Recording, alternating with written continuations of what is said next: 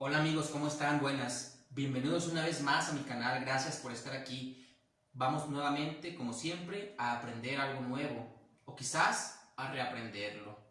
Hoy veremos los significados y la diferencia de lengua y de dialecto. Es sabido por todos que en las distintas regiones del país existen variantes del uso del español. Estas variantes es lo que se llama dialectos. Un dialecto no es una lengua indígena, como erróneamente se cree desde hace mucho tiempo, y como aún hoy, incluso entre estudiantes de letras, hay gente que lo cree. Un dialecto, pues, es cada una de las variantes de una misma lengua.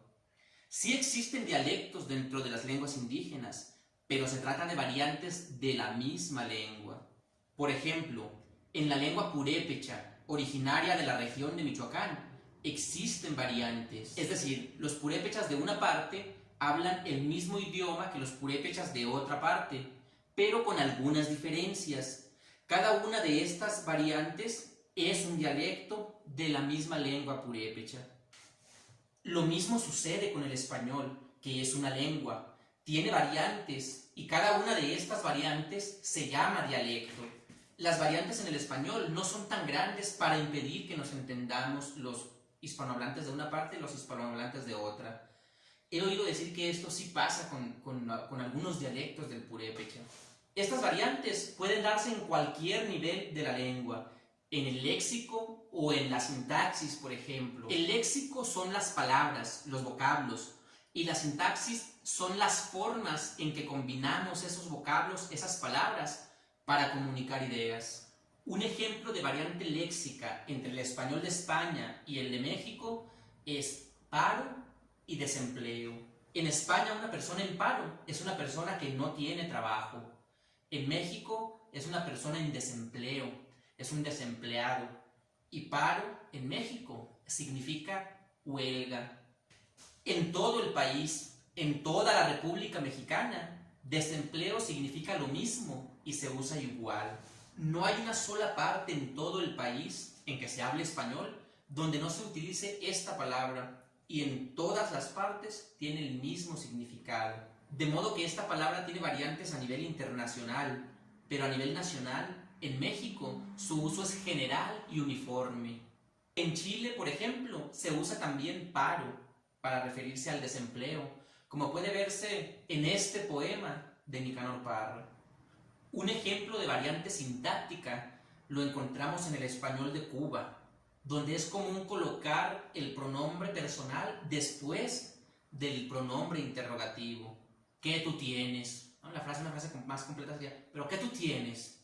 ¿No? ¿Qué tú tienes? ¿Qué tú tienes? ¿Qué tú estás haciendo? En cambio, en México la construcción común es pronombre interrogativo más verbo conjugado. ¿Qué tienes? Mientras que suele omitirse el pronombre, que está implícito en la conjugación del verbo.